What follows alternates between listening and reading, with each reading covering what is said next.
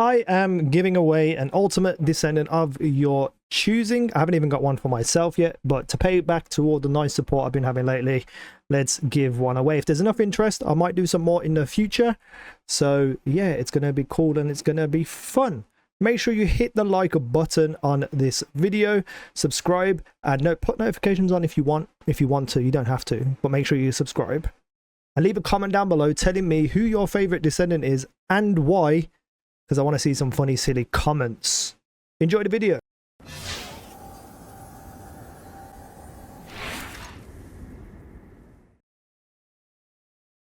Welcome back to the channel. Today we are looking at a budget build for Lepic. So this is a series I've wanted to start doing for all the characters, and that's basically like a jump off point for how to build your character. And I'm obviously going to start off with one of the starters, and I chose Lepic because he looks cool as hell with his little mask and his little skin that I have for him. And I'm going to be looking at a full budget build and then a semi-budget build. So by budget, I mean if you look at Ajax right here right now, this is him as a fresh character, never touched before. So you have 2 sockets automatically installed onto your character, and you don't have anything more than 50 module capacity. Now for the sake of building, if we add in a sub module, that will give us 60 module capacity, and that's got what I'm going to work with off the bat, off the start when I do these videos. And then we're going to fill in kind of like where you should be going at the very start of building a character, and then talk about maybe some things that you can add on if you do the research or you're willing to spend some money on the character. So we're going to try these moves out on a single enemy to see the damage and stuff that we can do. This is your very basic 60 module capacity build. A grenade will do around about 143,000, and his overkill you'll see does pretty decent damage but not spectacular. 60,000 on hit, 26,000 burns, and we'll try and get a crit to land, and we'll measure that too. A 33,000 crits, so not terrible, not particularly incredible as well. 80,000 direct hit crit as well, so that's pretty cool. But this is your basic build, so let's look at that build. We're going to have increased HP off the bat. Most Descendants are going to have an increased HP maxed out, and everything that I go for in my budget builds is kind of maxed out because you're going to be using these on other characters as well. So as you're leveling up and as you're unlocking new Descendants, as you're building further and further, you are going to be maxing out these anyway, so you may as well do that too. So increased HP and nimble fingers. Skill cooldown is not the most important thing in the world for one of these builds, but it really does help with getting your grenades out quicker. So you can see that I pretty much get my grenade back in a relatively decent time. Like I don't have to worry too much about it. I can shoot a few enemies and then throw out a grenade and then shoot a few enemies. So not the most important thing, but I think it works for this budget build, so you can constantly be throwing out those grenades. Also as well, fire specialist and tech specialist. So this is your tech skill power modifier plus 76% and fire skill power plus 81%. Now there are probably some other things you can throw in terms of like fire skill power plus 21% and skill cooldown, the focus on fire. But I feel like if you're going with a budget build, you're probably better off just having 2 of these. I also have these slotted into the established sockets when you start off a character, so I haven't spent anything on these in terms of catalysts. And even though the module capacity says 661 out of 85, we just take 1 pip off increased HP, and it takes it from 218 down to 184. So you got a bit of survivability, you've got some damage, you've got some skill cooldown, and skill extension will help extend your overkill ultimate, which will show as well. But for fire and tech, you can see that over here his 1 is fire and tech, his grenade throw, and his ultimate is fire and tech also. So these are the 2 moves that you are building into for leveling and stuff. These here, decent, but you don't need to build into them. So you will be able to use your grenade throw or overkill with this and inflict burns on enemies. So you activate this, use your skills, and they'll put burn onto the enemy. Also as well, with the traction grenade, this is just a trap AoE kind of crowd control thing. You throw it down, it pulls all enemies into the middle. So typically you'd throw this out, everything will get sucked in, and then you hit them with a grenade. So these 2 don't really need to be built into. However, fire and tech, very, very important. That's why we choose them. So for that skill extension mod, the reason why we do that is it makes the overkill last longer. So I could keep throwing out these balls. Usually it's ended by now. After about 3 or 4 balls, it's ended. But now I can get like 7 to 8 balls out, which means that, you know, if there's a load of enemies in a specific area, I can spread them all over the place and just do huge damage. And I think that's what makes Lepic fun when you're leveling him up on a budget build. Now let's look at the other 2 builds that I made for him.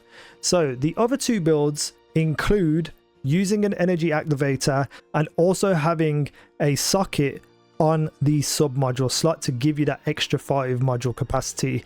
Where we are in the game right now and how long the game's been out, I feel like most people will be in the position to add a few catalysts on and also have the energy activator on it as well. This is where you'll go typically next from this build. So you'll go from this build to roughly about this build here, and this will give you similar aspects from the original build but also give you survivability and a few extra things. So skill extension still there. The new thing we have is frontline, so skill crit hit damage up and skill crit hit rate up.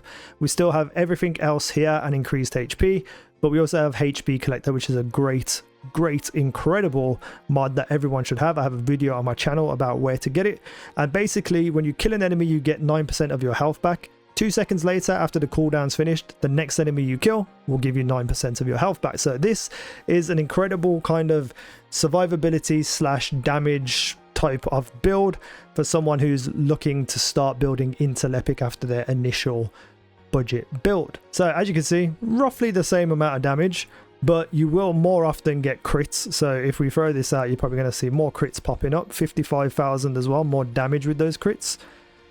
So you've basically just taken the budget build and made it a little bit better for damage while just giving yourself a whole bunch of survivability. So not too much to just talk about with that build, it's just an improved version of the budget build. However, if you want damage, I've taken HP collector off, and for the increased HP, it's just a flat mod, nothing put into it at all. You get an extra bit of HP, 22%. However, you're going to become more of a glass cannon. So again, nimble fingers, always needed. Tech specialist, great 2. Fire specialist, great 2. Let me just switch those around so they're underneath each other. So again, these 3 mods are there. Skill insight for critical hit rate for skills, up 115%. Skill crit hit damage for 115%.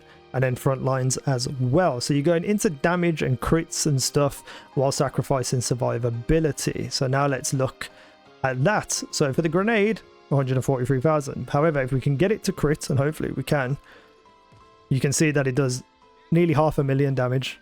Whereas the other one previously, I know I didn't get a crit hit, but it's not even half that. So let's now look at this. So there's no extension on this, so you won't throw out as many balls, but you can see that there was a 250,000 insta hit crits and then a whole bunch of damage when it comes to burning them to 94,000 crits. So if we look at these again, for your 60 module capacity, this is roughly what you should be having. When you move forward and you decide to invest into Lepic and you put activators into him and a few catalysts, this is roughly what you want to look at if you want survivability. If you don't want survivability and you want more damage and crit, this is roughly what you should be looking at. This is before adding Transcendent mods and stuff as well. That's a whole nother video. But yeah, these are kinds of the things that you want to be building into. I actually have space to actually increase this. I didn't even realize I've got 84 out of 85, so I could have a tiny little bit more health. So in terms of reactor, you want a burning mechanics reactor. That's fire skill and tech skill. You need whatever ultimate you need to be mounted onto it. I go with Thunder Cage because I've built a lot into my Thunder Cage.